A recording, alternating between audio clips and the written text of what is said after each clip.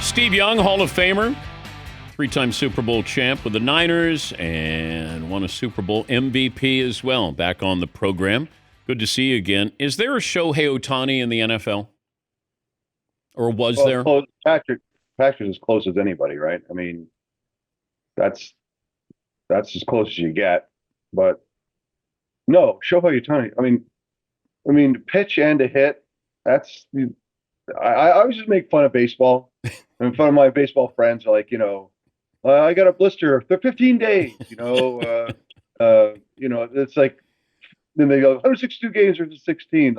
We just go back and forth. But baseball, when you're pitching the ball, when you're pitching and shutting people out and then hitting home run, that game a couple weeks ago, that was the all-timer. So no, Patrick Mahomes is the one guy right now that I would put in that spot. But there are some Supermen, Josh Allen, Lamar Jackson when he's healthy, Superman. There's some cool people to watch. That's for sure entertaining.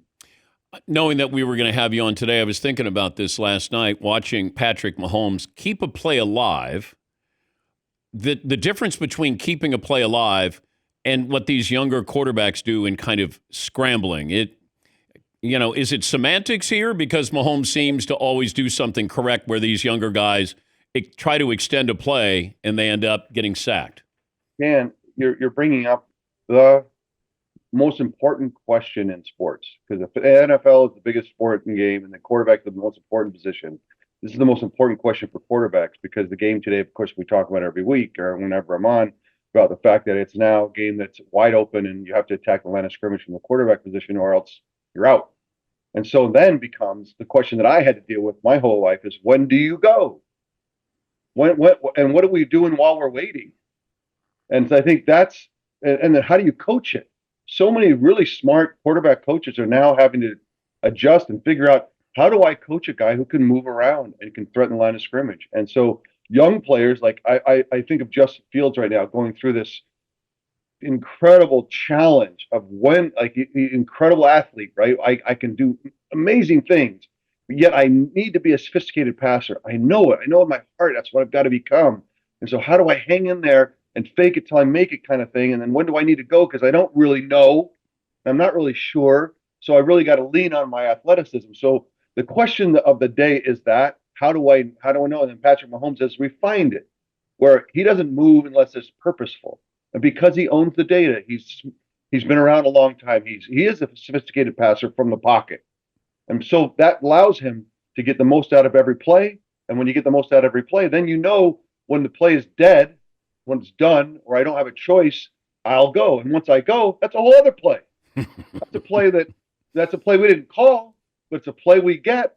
And now I get another chance to run a new play on offense. And then I have another play, a third play. I'm actually going to run it.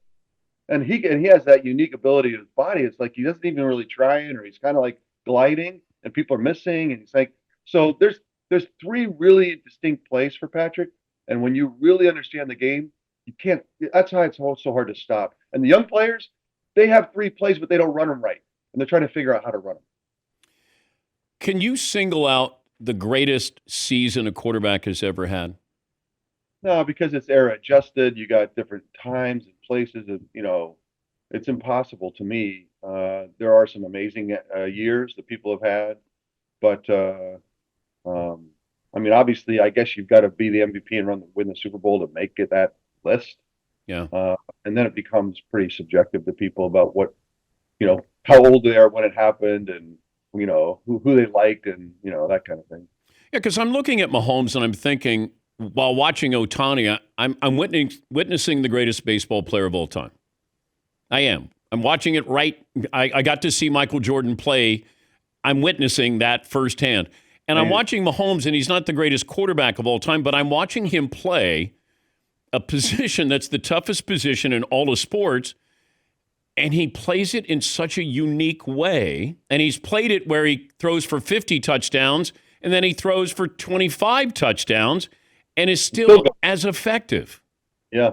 And I think, okay, first of all, let's back up. Real quickly, a little history lesson. We do this every time. 10 years ago, they changed the rules. And the rules were you can't launch defenders in the head first. And so it opened the game up. And so it changed so that now you can run college plays. You can run the slip screens. You can run all the cool stuff and fun stuff. And Patrick is the person for today's game. Mm-hmm. And then let's not kid ourselves. The innovative minds who jumped into that rule change: Andy Reid, Kyle Shanahan, Sean McVay, Sean Payton. Those are the big four that jumped in and had a tactical advantage for a little while. So you've married one of the most innovative minds and continually innovative with Andy Reid with Patrick Mahomes. That's what I watch every week. I don't watch just Patrick Mahomes every week. I watch Andy Reid and Patrick Mahomes every week, and how they have combined to create all this fun stuff. And then Patrick's refined his game. I appreciate what you're saying, Dan. This is a time for us to watch Patrick Mahomes and just sit back and in awe of the athleticism, the brain, the intuition, and the presence.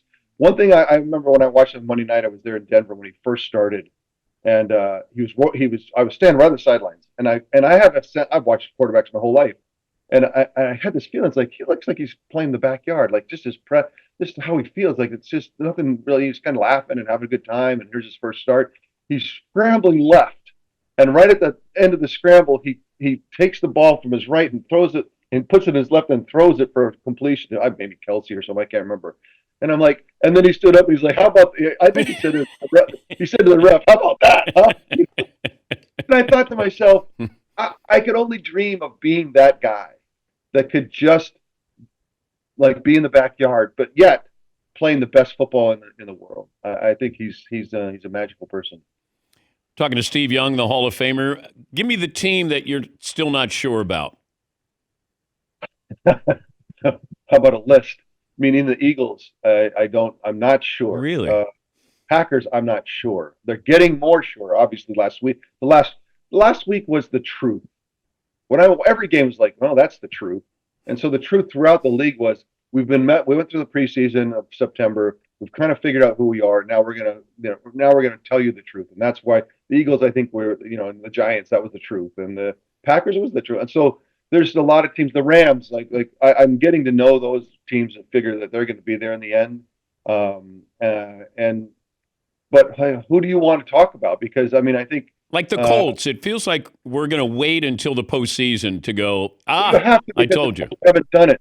Daniel Jones, like the Colts, like it's just we're all history majors, right? And so the Colts are not that historical last 10, 15 years, like, oh yeah, the Colts will be there. Now the Chiefs, you got to figure they're going to be there, and the Bills are, they'll be there. The Eagles and even the Packers, I understand all that. The Colts, they always have to figure out how to prove it to you in January, February. That's just because they're new. When you're new, you got it. No one cares. Like, hey, this is fun. This is nice. But all right, we'll see you. We'll see in January when you go to Kansas City. Kansas City's got the Bills coming up. They got a bye week. They're at the Broncos. They host the Colts. It's fun. Tough sledding. But I always said regular season. I mean, when we played the Cowboys in regular season, whoever won that game was like, ooh, it didn't. It mattered, but it didn't matter. It wasn't the thing. It's a sign. It's important. It's not nothing, but it's also not January. So I think there's a difference. You have to make sure you keep that in mind. But how do you try harder at the quarterbacking position as a regular season game against the Cowboys and then a postseason game?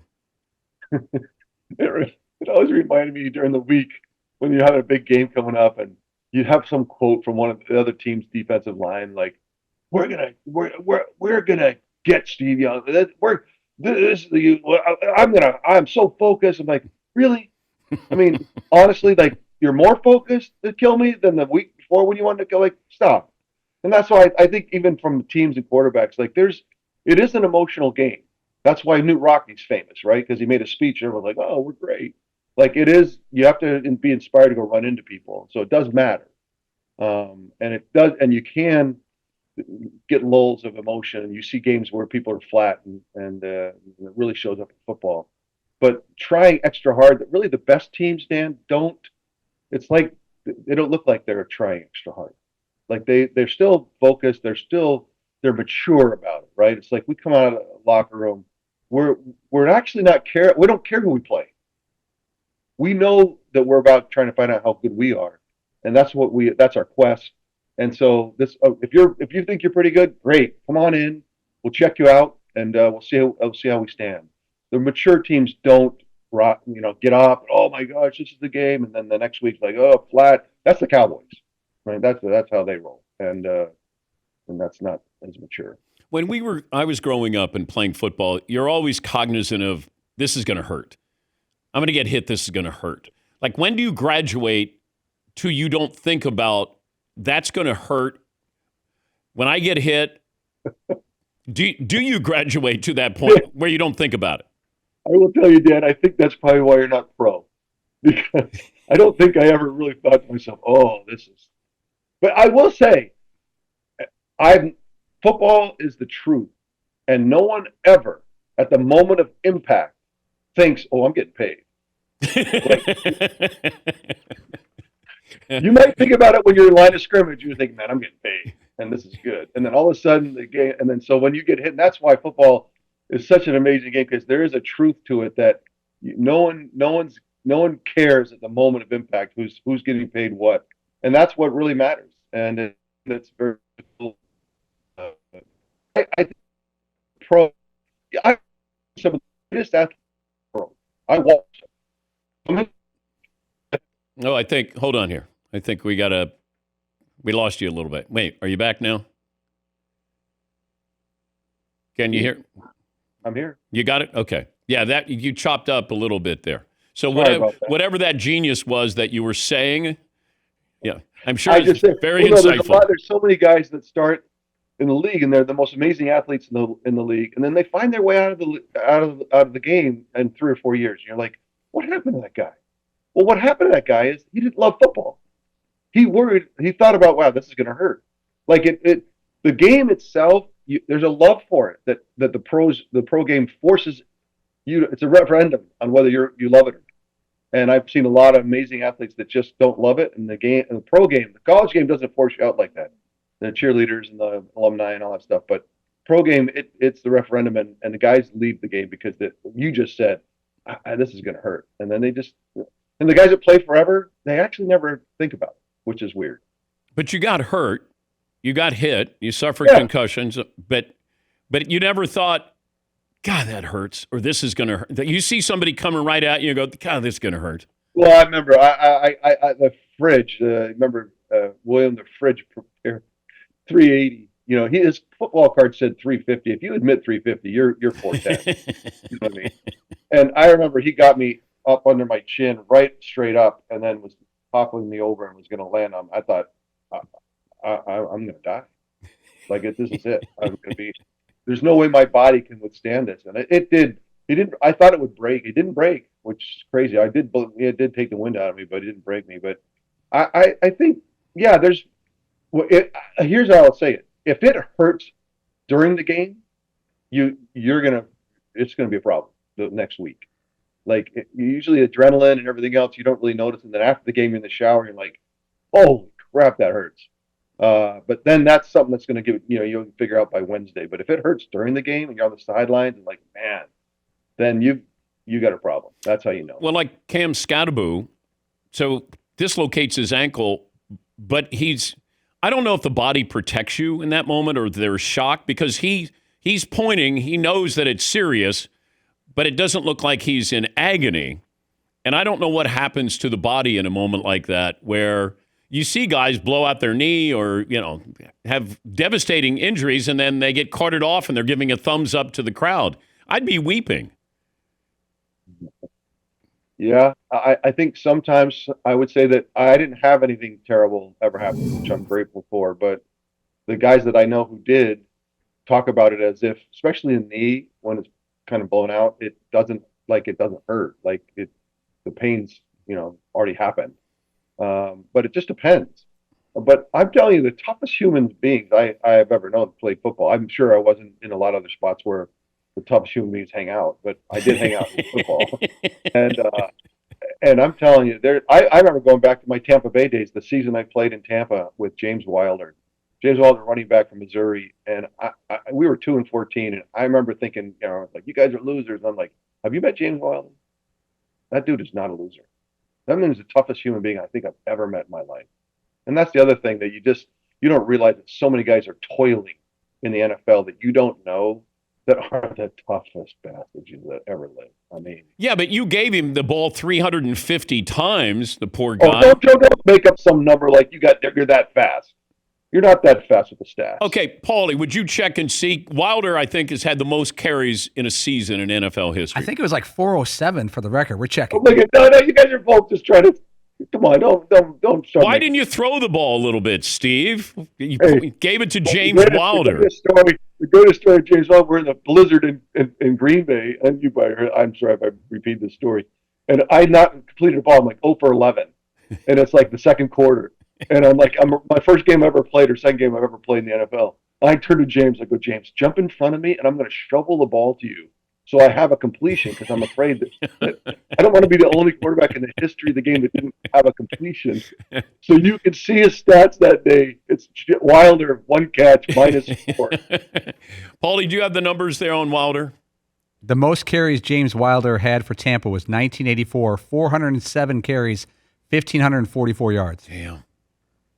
And you talk about feeling every one of them, like, he was a tough man. And so that's what I guess what you're saying is there's guys that are ready for the game because they are the toughest humans you ever met. Do you have your Tampa jersey framed? No, I don't have anything framed, but I think I have a Tampa jersey. I'm very proud of this. You know, it was funny that season.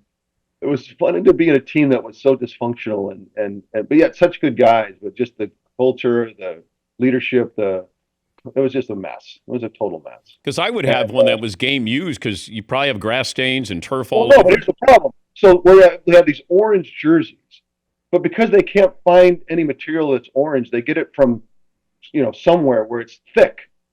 It's like this thick. You could almost fold it and it would make a crease. You know what I mean? Like, and it was hot down there. Does anyone know we're in Tampa? Yeah. Like, where's the mesh, bro? Just pull out, get me some orange mesh. Why do we have to have this thick, like Canadian goose jersey? It's just stupid. Stuff like that. You're just like, come on, man. Like, let's get this figured out. Good to talk to you again, Daniel. Good man. Thank you, Steve.